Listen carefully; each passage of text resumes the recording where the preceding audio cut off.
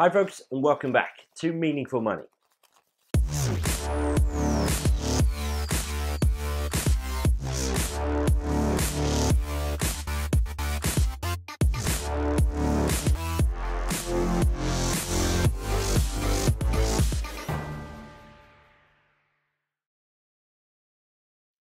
It's budget day, so I thought I'd do a quick summary of the main points as it relates to sort of you, the individual, the ordinary person on the street, and hopefully that'll be helpful. So before I do that, I must say thank you once again to Seven Investment Management down here in the bottom right. They're continuing to sponsor me here on Meaningful Money, for which I'm really, really grateful. Now, the budget is always a big day. There's always tons of numbers. Now, there's more detail than I'm about to give in a document that you can download from underneath the video here. So hopefully that'll be helpful, put a bit more meat on the bones. But let's get to the main points. Now, the Chancellor talks a lot about the economic situation and particularly the growth in the economy or the lack of it.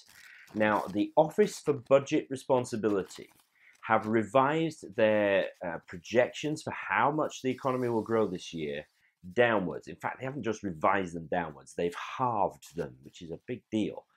So the economy is only projected now to grow by 0.6% this year, which is essentially flatlining. Now, they did say that we're going to avoid a triple dip recession, whatever that means, okay? But that's just numbers. It still feels pretty grim out there. And that matters because if when the Chancellor is projecting forward, he's using one set of projections, and then those numbers don't turn out to be the case, then all his numbers are out, and he hasn't got enough money or as much money to spend as he thought he did. So it's important that the economy isn't doing as well as the Chancellor had hoped. It means his borrowing has gone up. Well, it's not gone up. It's more than he projected it would be. It's actually down as a percentage of the size of the economy, but it's more than he hoped it would be. And our total borrowing is still going up every year and will be for quite a few years yet. So it's grim out there, and that affects what the Chancellor can do. Essentially, he didn't do that much. It's a fiscally neutral budget, but there was some important things. So let's get back to those. Now, taxation first. The personal allowance, which is the amount you can earn without paying income tax, is going to rise. Now, it rises a little bit every year, but it's been a headline policy of the coalition government, and it's particularly a Lib Dem policy, that they wanted to get that personal allowance to £10,000. And that is now going to happen a year earlier than we thought. So it's going to be now happening, not this coming tax year, starting in a couple of weeks' time, but from the beginning of the 2014-15 tax year. So April 2014, the personal allowance will be £10,000.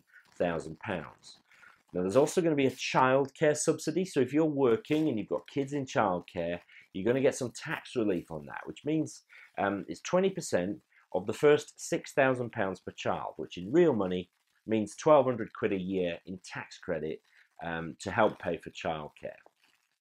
Now, what about duties? These are always the things which are on the, the tabloid front covers.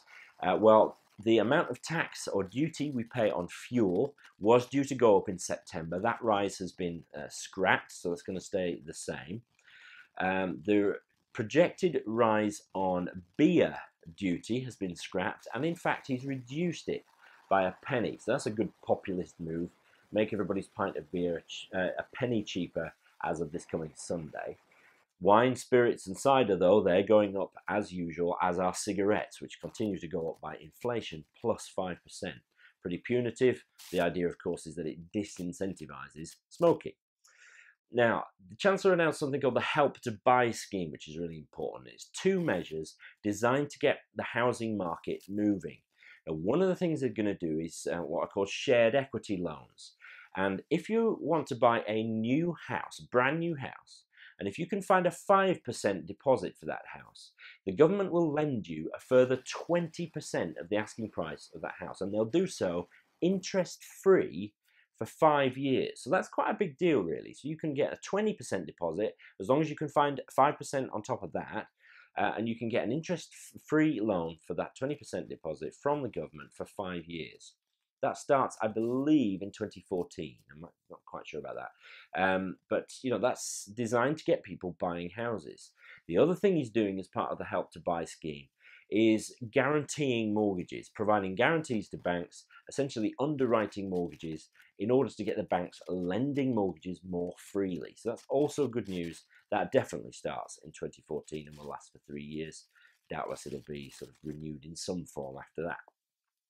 Now, if you are an employer, if you've got somebody working for you, you'll be pleased to know that there's something called the employment allowance has been announced, which is essentially a reduction in your employer's national insurance bill of up to £2,000 a year. So that's very good if you're an employer. And corporation tax, the tax that companies pay to the government, is being reduced to 20% from 2015. So good news for employers there. If you're a pensioner or about to become one before too long, the new flat rate state old age pension, which is going to be 144 quid a week, that's coming in a year earlier than expected. That's now coming in from 2016. And you might remember a couple of videos ago in episode 270, I talked about some changes to the long-term care regime and how that's all paid for. Planned to come in from 2017. They're being brought forward a year to 2016 as well. The numbers are slightly different, but if you want to look at episode 270, that'll help you and give you some more detail there. If you're working for the public sector, so if you're a civil servant or a nurse or a teacher, then your pay rises are going to be capped. They're already capped at 1% a year, and that cap is going to unfortunately be extended for another year. Now, a 1% pay rise is not really a rise at all, because if you've got inflation at 2.8%, that means your pay is going backwards by 1.8% a year. So bad news for public sector workers. And then finally, the Chancellor announced that the quantitative easing programme will stay in place. That's the money being pumped into the banks by the Bank of England. That's going to stay in place for the foreseeable. And also he announced quite early on in his speech that the funding for lending scheme is, well, they're in discussions to extend it. Now, I talked about funding for lending scheme in the last video, episode 272. So you can see from there the effect, the negative effect that's had on interest rates and people saving in bank and building societies. So that ain't going to get any better anytime soon, I'm afraid. So I think those are the key points. Remember the document under the video here, which is a fuller sort of summary of what's been announced today. Hope that's helpful. Leave any questions for me. I'll do my best to answer them. Thanks for watching, and I'll see you next time.